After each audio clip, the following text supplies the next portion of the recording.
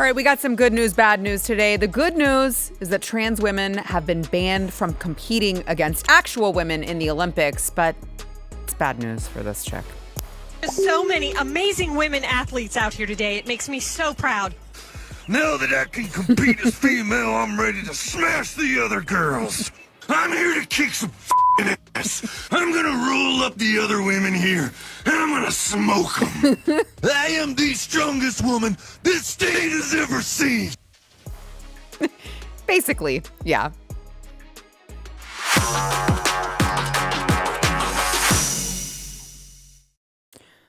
Welcome back to Sara Gonzales, Unfiltered. Boy, I hate to be a broken record, but I'm gonna until the problem is fixed, because there was this whole notion like 250 years ago that we're a country of immigrants and we need to embrace diversity, which that wasn't actually a central tenet, but the America is a nation of immigrants was like, okay, I get it. It was cool to say that a whole long time ago, but look around you. Times have changed. We can't do that anymore because America is being taken over and erased by people who either want to kill us or just want to enrich themselves off of us. It just feels like every day we see videos of these people who mean us harm, like actually hate us. These people seemingly living here have even become citizens. And yet, as they profit off of the privileges in this country, as they, enjoy all of the riches this country has to offer, they're still going out on the streets to call for our deaths. Until we have done everything in our power to bring the United States to its knees, let us not lose sight of the enemy. For every U.S. military base that crumbles, and for every U.S. soldier who returns home in a casket, we cheer! Hamas, Hezbollah, Ansar, all of the resistance forces we celebrate. These popular voices on the ground spend every waking moment in direct confrontation with Zionism, and they rely on a strong Iranian state to maintain their fighting capacity. Do you hate America? May a Hamas rocket blow up your family's home. Guys, that was not Tehran, okay? That was Philadelphia. That was Pennsylvania. I don't know at which point we can just be like, oh, okay, we're just going to take them at their word. They actually do mean us harm. They do want to kill us. They don't like us very much. And if you think that this is all just, hyperbolic, no, that wouldn't happen. No, people are not actively targeting United States military bases. Those people it was just all talk. Tough talk, no action. Earlier this month, an IED was planted at MacDill Air Force Base in Florida. That seems like a problem. That seems like a big problem. It was a brother and a sister who were just indicted. This just comes today, just indicted in an alleged IED plot at the Florida base tied to the Iran war. One of the suspects was in China. So the device was planted at MacDill Air Force Base, headquarters to CENTCOM and the U.S. military's Special Ops, which just so happens to be currently handling Operation Epic Fury against Iran. I'm just gonna let you guess. Just guess to yourselves right now. You can say it out loud if you'd like. I won't hear it, but you can say it out loud if you'd like, or you can just keep it to yourselves. Just guess what their names sound like, because I'm just going to throw this out there. It's not John Smith. Okay? It's not like Davy Crockett. It's not like a very American sounding name. No, it's Alan Zhang and Anne Mary Zhang. Or is that Zhang? I don't know. I don't care. Alan is already back in China. So he's currently hiding out in China with all of his CCP buddies, with all of his Chinese Communist Party buddies. I feel like maybe I should stop saying CCP. It is the Chinese Communist Party. inherently an enemy to our country. And they are suspected of being Iranian sleeper cells. Yeah, I'd say so. I'd say if you're planting an IED on the military base that's responsible for the war against Iran, I would probably say you're a sleeper cell. Yes. Yes, I would. And guess what? There are a whole bunch more of them. Thanks, Joe Biden. There are a whole bunch more of them just waiting to accomplish their goals. And I just wonder, how many times do we have to keep playing this game? Like, how many times do we have to watch this on our TVs? How many times do we have to scroll the headlines and be like, oh, look, another IED at a military base. Oh, look, another terrorist who was in the military who went and, shot them all up. Oh, look, another terrorist who is on a street corner near you with a suicide bomber vest. I don't know how long we have to keep saying this. We shouldn't let people in this country that want us dead. It's very simple, you see. It's very simple when you've just decided, I don't actually care who I offend. Don't actually care. I don't care if you're offended that I'm saying this. I don't want to let people in my country that want me and my family dead. It's a bad idea, because here's how this plays out in real life. They can go on.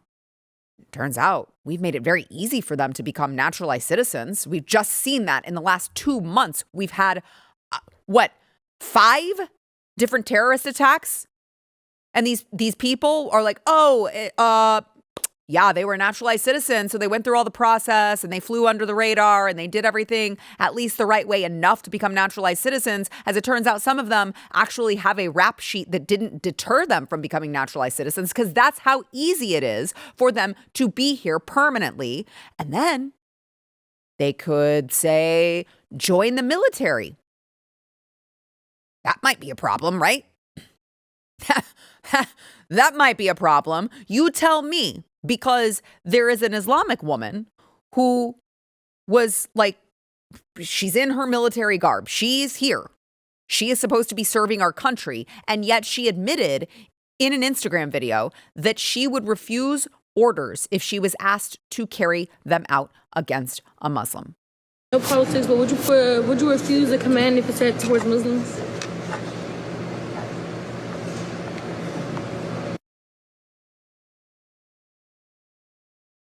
What are we doing? First of all, that is treason. That's like treasonous behavior. That woman needs to be removed. Like that should not be controversial at all. What are we doing? You should not be allowed to wear a hijab in the military, because we should not be inviting people in our military to serve our country whose entire ideology thinks that we shouldn't exist. Like, again, I just go back to, it really is so simple. I don't understand why people in power are making it so complicated. I'm so sick of hearing, but there are peaceful Muslims. They're bad at their religion then. They're bad at their ideology then. I don't know what to tell you. It's all in their literature. It's all in their holy books. And also, look around you. They are literally invading us and taking over. This that you see right here, this is not an Arab country. This is Red State, South Carolina. They have created an area called Holy Islamville, South Carolina. Holy Islamville is the name of the area. By the way, you don't get points for originality, okay? Holy Islamville, you couldn't have thought of anything better than that. I guess it's the inbreeding. I don't know.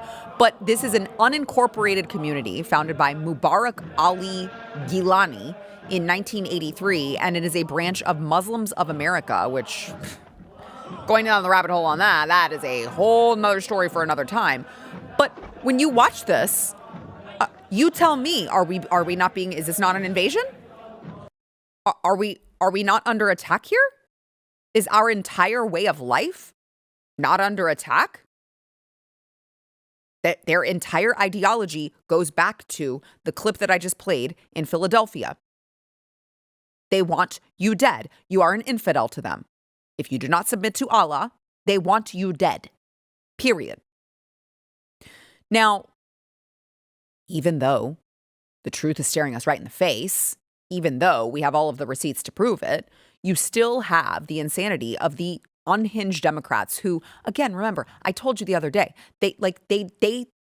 they sit in a boardroom and brainstorm what is the most retarded idea. They're like, what do the American people want? We're going to go 180 degrees in the other direction for whatever the American public is asking for, because that they just know no differently. All they know how to do is double and triple down on the same stupid, tired rhetoric and the same terrible ideas that they always had. And so you have these Democrats who keep trying to make up statistics and they think that they're like, we got them.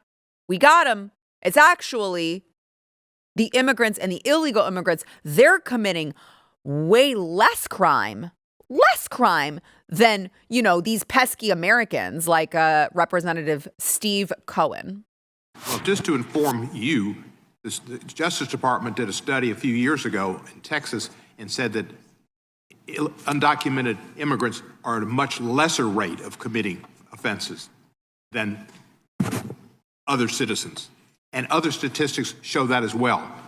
They are less likely to commit offenses. Most of them don't get out and are afraid right now to get out of their houses. Good. Because they're afraid they'll get shot by ICE or taken to some detention camp and held for an unlimited amount of time. They should. They should be. They should be taken to a detention camp, but they shouldn't be held by them for some amount of time. They should just go straight to the catapult. Just one button, press, boom. You're someone else's problem now. I just don't know. I actually don't even understand this argument. This is not the first time that we've played the Democrats trying to argue like, actually, the immigrants and the illegal immigrants are the true heroes and Americans commit more crimes than them. It's still, first of all, it's not true. It's manipulated statistics. Second of all, it actually wouldn't matter.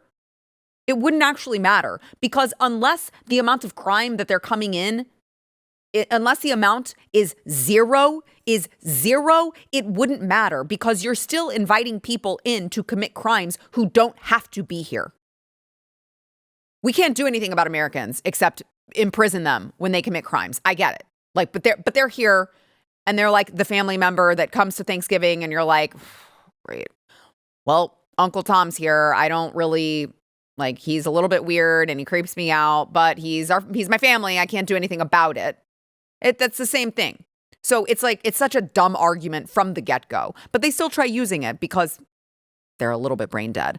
And I just would wish that they would just look at the headlines every single day that prove it's just not true. And also, even if it were true, why would you invite any crime into this country from people who don't have to be here? Specifically, let me give you this one. 83-year-old veteran randomly shoved onto NYC subway tracks, dies from injuries. Illegal migrant charged with murder. This guy just died. Richard Williams was a retired Air Force pilot. He had just won a 5-year battle with prostate cancer 6 months ago. And he was feeling probably real good about life, right? It's like, I battled cancer, I won.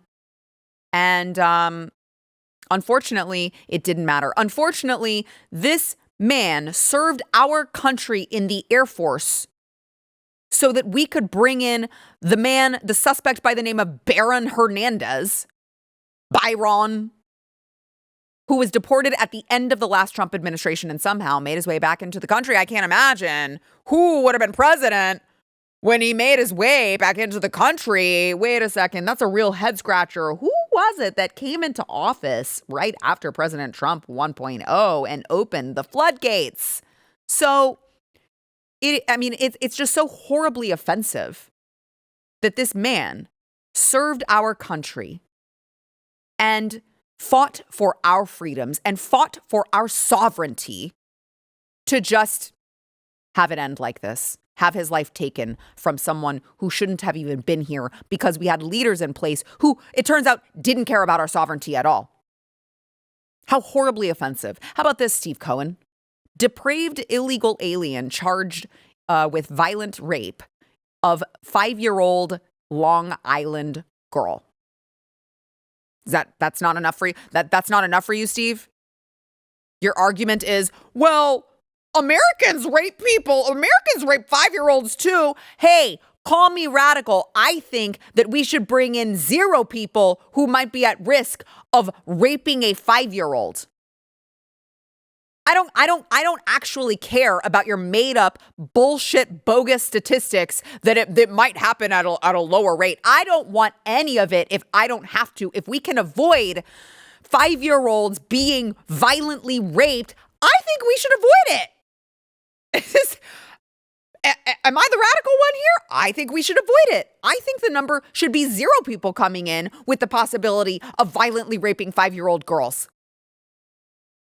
Here's another one. 4 more girls come forward alleging they were groped by illegal immigrant student at Fairfax High School.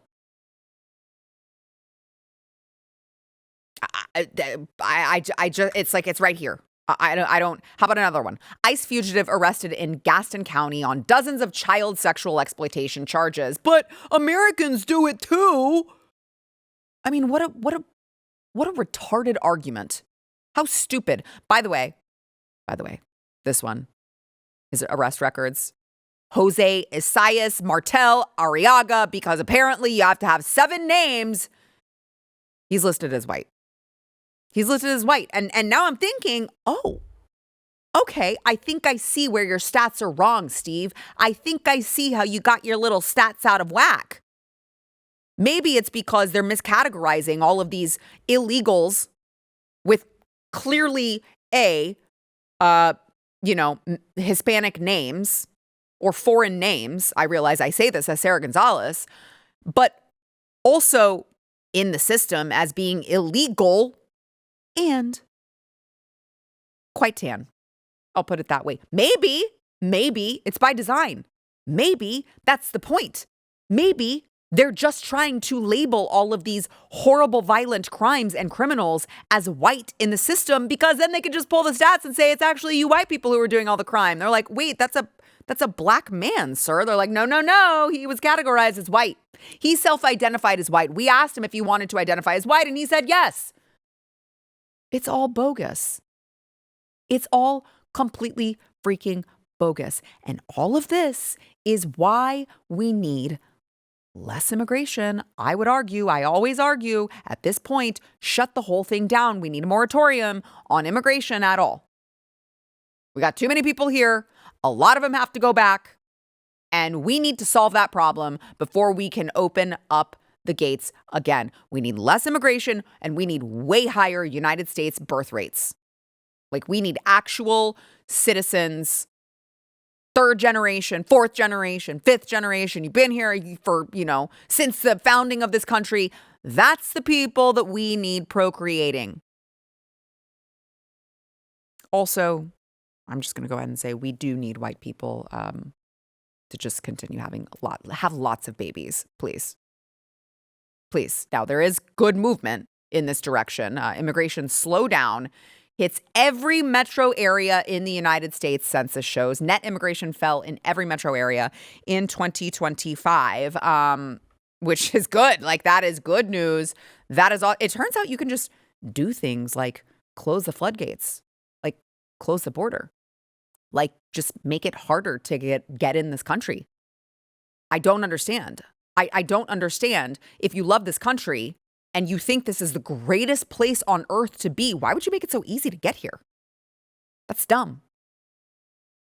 Now, obviously, there is more to be done, as I mentioned, but I'd like to give you maybe the most based example of a way that people are fighting back. There was a woman in Maryland who hired a company to fix her roof, and then she was like, hold on, these people are illegal. And she called ICE, and ICE just came and picked them up. Hopefully it was after they fixed it. I know. Oh shoot, I can't pay the bill, right? Oops, I can't pay the bill. But you know what? We'll call it even for all of the economic drain that you've put on our society. We'll just call it even, right? I also read that ICE took them away so quickly that their van was left wide open and they had all of these expensive tools in the van. And I'm like, I don't, show me the part where I'm supposed to feel sorry for these people. I don't feel sorry for them at all. They shouldn't have been here. There's literally no way you can make me feel sorry for these people. They were profiting off of America and Americans, and somehow they're the victim. No, sir. Goodbye. Good riddance. Don't let the door hit you where the good Lord split you. Good on that woman. We need more people like that. In fact, I'll just say, Stephen, I'll just share this with you. We have a neighbor. I won't say who the neighbor is, but we have a neighbor who had all of this terrible, terrible construction work that he had to get done to his house because of his foundation. And he was outside today, and there were like so many construction workers in his yard. They were all speaking Spanish. Who knows if they were illegal, but like certainly the vibe was there. And he was standing out front with his coffee, and he was like looking at it, just so depressed, all the work that they were doing. And I texted him and I was like, "You look sad. Do you want me to call ICE for you?" He was like, "Maybe. I don't know. Maybe." So good on that woman for doing what needs to be done. Patriot that woman is. All right. Make sure that you subscribe. Smash the like button. Make sure you're subscribed to Sara Gonzales Unfiltered. And comment. Let us know your thoughts. Let us know your thoughts on today's show. Only good thoughts, though. Only good vibes. I'm just kidding. Let us know your thoughts. And also go on over to @Sara Gonzales TX. Subscribe to the new channel. We're testing something, and we're releasing exclusive content there. And I will tell you, there's some funny business going on. There's some funny business. We're going to get to the bottom of it. YouTube. Anywho, want to thank our sponsor, BetterWild. So BetterWild is for, look, you have dogs. If you have dogs because you're a patriot, patriots have dogs. And what I can tell you about dogs is that we don't think sometimes enough about how important it is to take care of your dog's health because they're part of your family.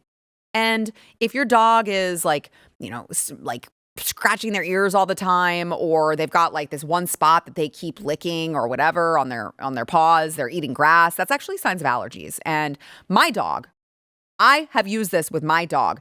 It's all scientific. The allergies start in the gut, and then they need, to strengthen their gut health. They need to calm their overactive immune system. I use these allergy relief chews by BetterWild, and our Doberman has had all of her skin issues totally cleared up from all of this. She's still neurotic as hell, but she doesn't have to worry about the allergies and all of the, the hot spots and stuff that it was causing her because of BetterWild. They also have a multivitamin that both of my dogs take. They also have a digestive topper that they love and they take. And I'm just saying, if you love your dogs, help them out, okay? Right now, BetterWild is offering our listeners up to 40% off your order at betterwild.com/Sara. These are very, very reasonably priced, and it's something that you can do for your pet, for a man's best friend. betterwild.com/Sara for up to 40% off of your order.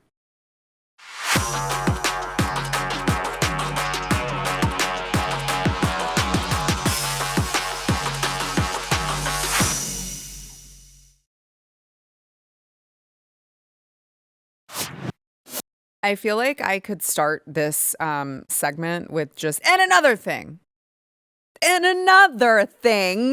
with the topic of immigration is, of course, something that I have been on really, really hot and heavy, H-1B visas.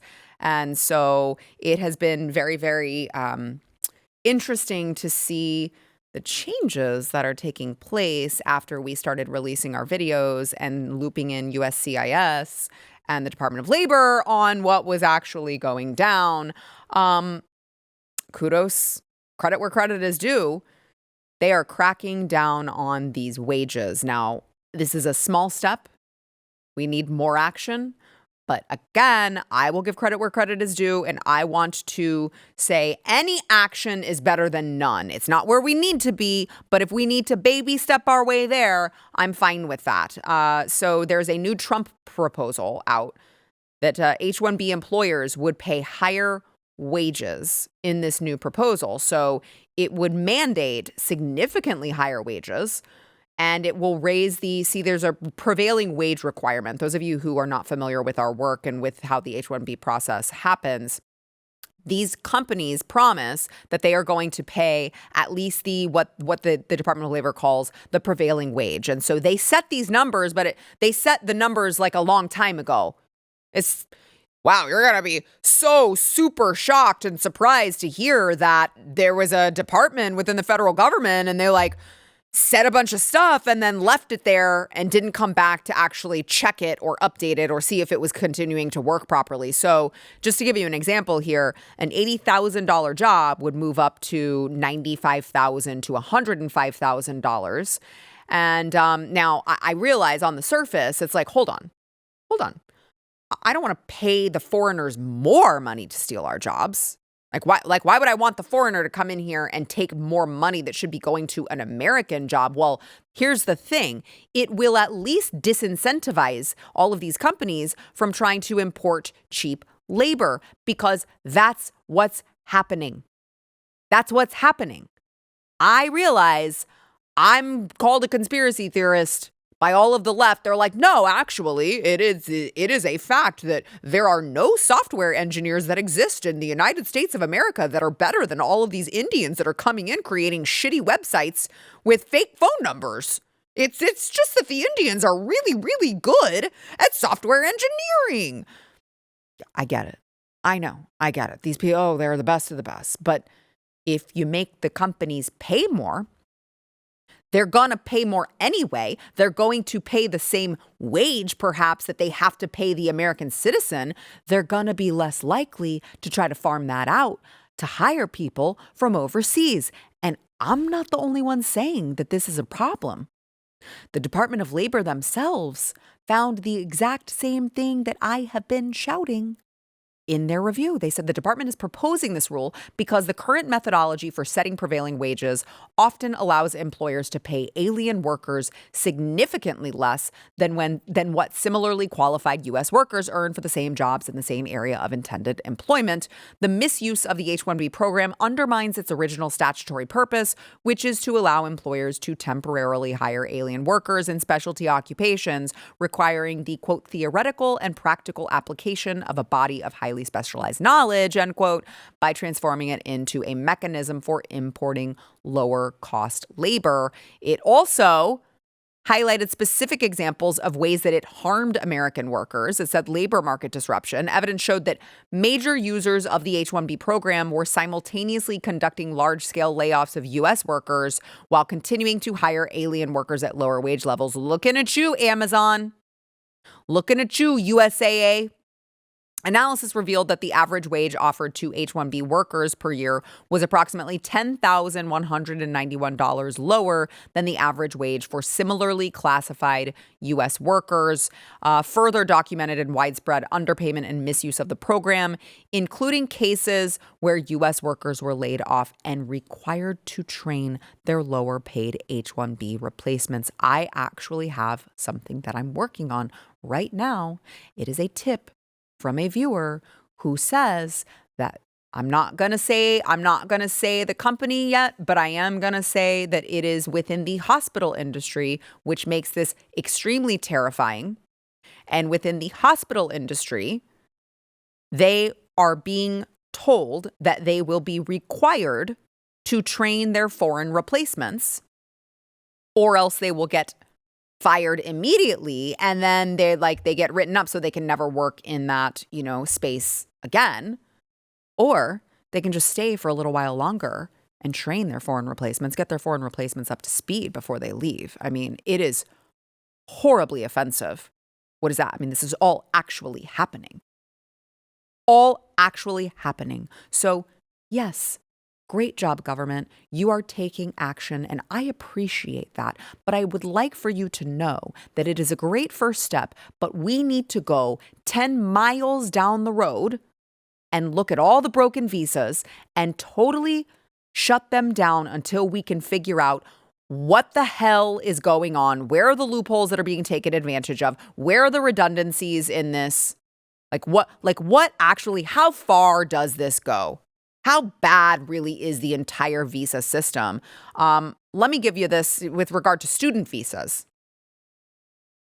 A tear welled up in my eye. One single solitary tear welled up in my eye when I saw this. heartbreaking, tragic story.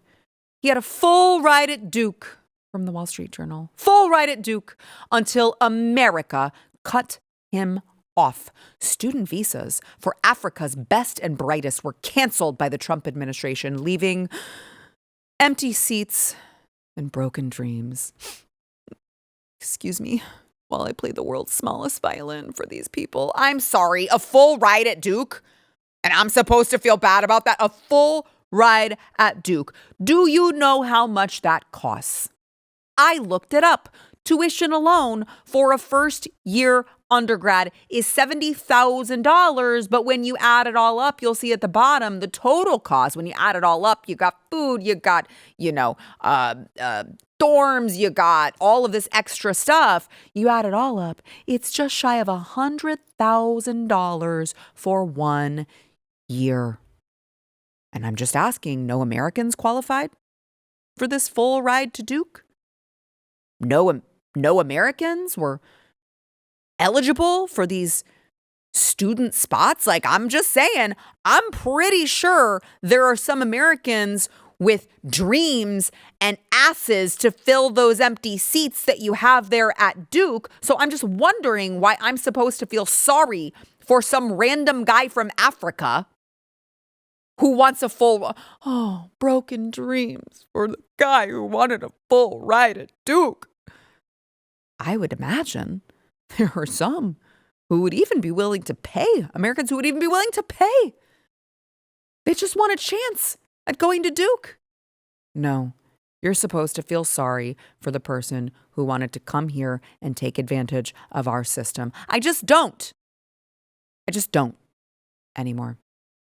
Anyway, I hear that we have some new content over at BlazeTV from Matt Kibbe. It is episode 6 of The Cover-Up. So if you would like to go over there, you should go to FauciCoverup.com/Sara. You should actually use promo code Sara for that. Anywho, FauciCoverup.com/Sara.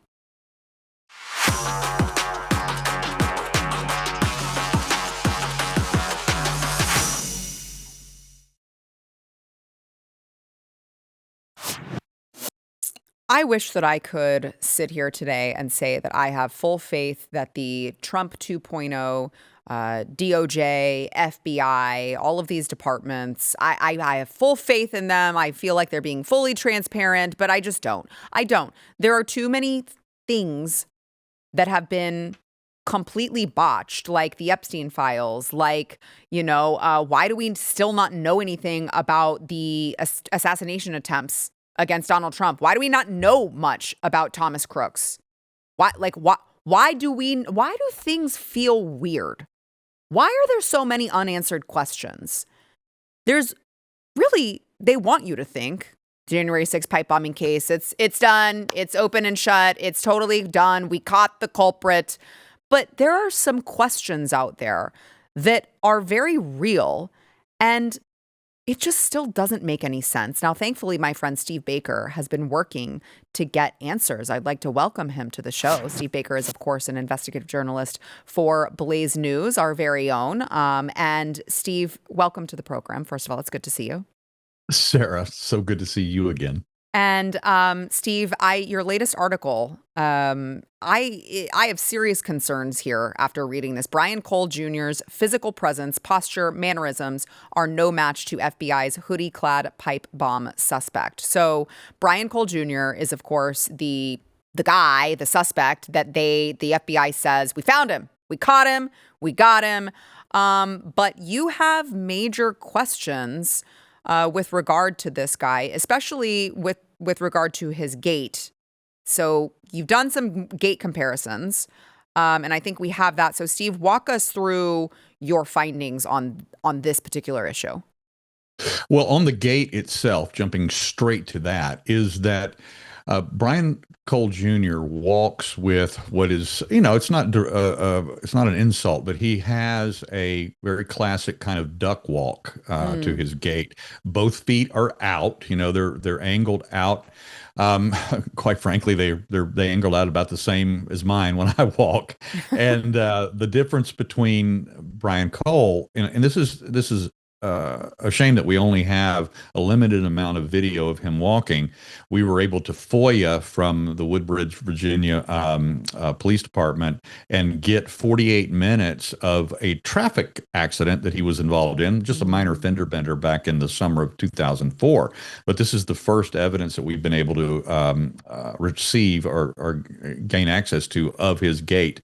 By contrast, we have a lot of video. We have much, much, much more video than what the FBI has released to the public thus far of the hoodied bomber's gait.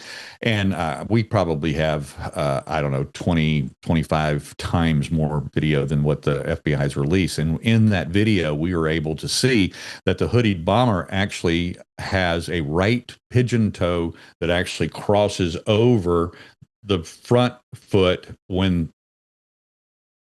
walking. And it's an entirely different gait. And there's much more to that because the hoodied bomber also has an intermittent and periodic right leg drag. It's not quite, I wouldn't even characterize it as a limp, but if I were to, it would be almost like a locked knee peg leg drag, and it's not all the time, but it's intermittent.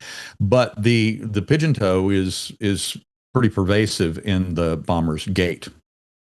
Interesting. And so, and then there was some other footage that you had with Brian Cole Jr. His gait, he leans forward. Yeah. Right there, you can see this is now. You look at the outward position of the feet, and that's him coming up the grass there.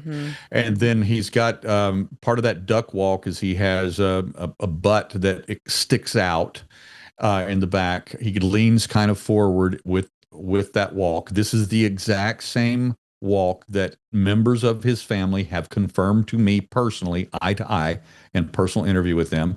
This is the same walk that neighbors, I have canvassed his neighborhood. I've spoken to people in his neighborhood.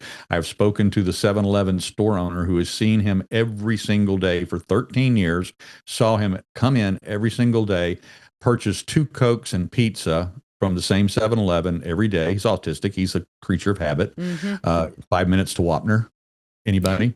And this is the characteristics of this young man, whereas the hooded bomber has a much more controlled, relaxed, athletic gait, even though there is a pigeon toe circumstance going on there. And one of the most interesting things is about 3 weeks ago, I was actually able to attend a court hearing. It was what's called a status hearing at the district courthouse, where Brian Cole would be that day. So I made sure I was there. And this was my first time to lay eyes on him directly in person. And when he was let out from the back door behind the judge, escorted by U.S. Marshals, and I saw his gait for the first time, absolutely confirming that that is the way he walks. Wasn't a long walk, but I could see the feet. And then more significantly, I actually gasped when I saw him, and I saw how tiny of a man he is. He's a very, very small man. And as we had seen in the initial photography after his arrest, he does have classic misproportioned sizing to various aspects of his entire body. From head to toe. He has a very, very long neck, which is much longer than the hooded bomber. And most damning to the FBI's narrative is that we've been able to prove that his feet are much larger than the hooded bomber's feet. And, as they say in some courtrooms, if the shoe don't fit, you must quit. Yeah, I will say that is probably the thing that struck me the most. So his estimated shoe size is 12 to 12 and a half. But what are you comparing that to for the hoodied suspect? Well, in both cases, we have clear photography, as you can see there, of Brian Cole Jr.'s feet. And what I did is I went to the exact location. I'm talking about the exact spot where he stood and walked at that fender bender back in 2004. And I was able to just take, old-fashioned tape measure, lean down to the ground and measure the pavement, the squares on the sidewalk. I was able to measure the grass between the pavement and the curb. I was able to measure the curb and measure the gutter where he was standing next to and partially inside of. And then reversing the math is not hard. Once you have that, then you can get an absolute shoe length by, inches and fractions of inches. And then you just go to the shoe store. Right. And you measure his shoes. Right. And it's not a difficult process. It's not rocket science. It's just old, as they say, gumshoe detective work is all that is. I did the same thing in the alleyway and at the DNC. So the alleyway behind the RNC and on the sidewalks at the DNC, and we have very specifically clear, perfectly high, not blurred shots of the Nike Air Max Speed Turf shoes, 2018 model that the hoodied bomber was wearing, perfectly placed on the bricks. I measured the exact bricks that the bomber traversed and stepped, and where we got clean photography from, and was able to get that exact measurement. And then we just measured the shoes. And so what we've come up with is somewhere between a 9 and a 9.5 on the hooded bomber. My partner, Joe Hanneman, always wants me to modify that. His riding partner, by the way. He's not gay. Right. Yes. Thank you. And that in fact, he wants me to at least give it the possibility that it's a size 10, because that particular shoe has a very outsized outsole. Well, I've measured the outsole, and it's an athletic shoe with a large and longer outsole, about an inch to an inch and a half longer than the insole. But even then, I tend to believe that the shoe size is more on the 9 size than the 10 size. But regardless, you don't take a size 12 foot and shove it into a size 9.5-ish and then walk around for a couple of miles and for 45 minutes on the evening of January 5th, 2021. Right. Okay, let me do one more. There's one more piece of this that I want to make sure that we hit, which is the eyesight comparison. So walk us through this, Steve. Okay. Again, going back to this 48 minutes of video that we have, and you're seeing it on the screen right now. Every time that Brian Cole is seen looking at his phone, he's holding it anywhere from 6 to 8 inches from his face. And it's because he has a very severe prescription for his eyes. And the hooded bomber in the photography there to the left, that's actual video released by the FBI at night, and we think that the bomber is wearing sunglasses, is holding the phone and using the phone lap level about 2.5 feet from the eyes. I actually showed these images and videos to my own ophthalmologist, and she said, well, I'm not, without an examination and being able to examine them, going to come up with a diagnosis. Sure. But she did say that it's highly unlikely that somebody with his obvious severe prescription is not holding his phone in his lap at night. Yeah. Steve, I appreciate all of your great work, because I'm sure that it is, it's difficult at times. You're going against the tide. Like I said in my intro of you, I would like to believe everything that the FBI is doing is like all on the up and up, because, hey, the good guys are back. But, sometimes things get missed, and there are already so many questions that I have about this particular character. You mentioned he has severe autism. This is completely out of character for him.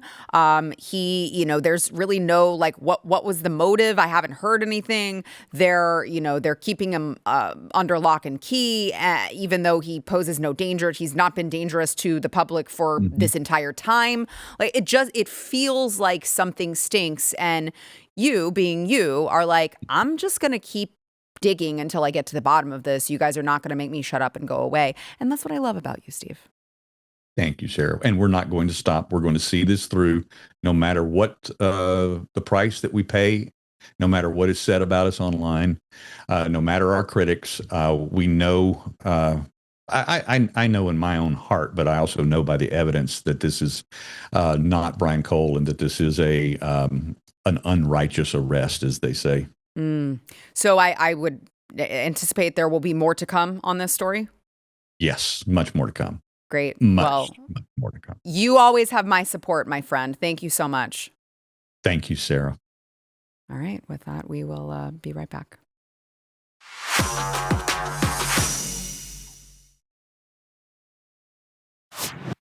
Good news. The International Olympic Committee announced today that they are banning transgender women from competing against biological females in competition. So dudes are not going to be allowed to crush women in sports at the 2028 Olympics. It's really that simple. By the way, the IOC president said what we have been saying all along, but, leftists are like, well, you're not a biologist. What do you know?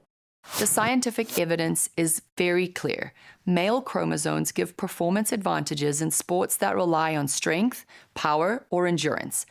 At the Olympic Games, even the smallest margins can be the difference between victory and defeat. So it's absolutely clear that it would not be fair for biological males to compete in the female category. Duh. Males are stronger than females? What? Oh my gosh, more breaking news at 5. So I just want to pay tribute to hardest hit here, which I want to start with weightlifter Laurel Hubbard, who, that is, you're supposed to believe that that's a female. Yeah, Hubbard famously didn't compete any of its first 3 lifts and was instantly eliminated from medal contention. And let's see, I believe that we have another one here, Emain Khalifi, which I talked about this at the time. It was the 2024 Paris Olympics, and he won women's boxing. And it came out, they were like, oh, actually, this dude tested as a dude. He tested positive for being a dude. And he was like, I have no idea what you're talking about. I'm just a beautiful princess. Why would you even think that I look like a dude? I am beautiful and feminine. Turns out he finally admitted. The story came out last month. Oh, yes, I do have male chromosome. I do have the male chromosome. But other than that, I'm a perfectly beautiful princess. Steven, throw him back up there. Throw him back up there. Look at that beautiful princess. Well, so long to you, Emain Khalifi. So long to you, Laurel Hubbard. So long to all of you. It's ma'ams.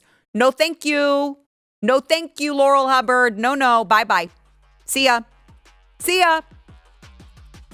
See, we're glass half full today. We're glass half full. We're giving you good news. Good news abounds. Take it, run with it. We'll see you guys tomorrow.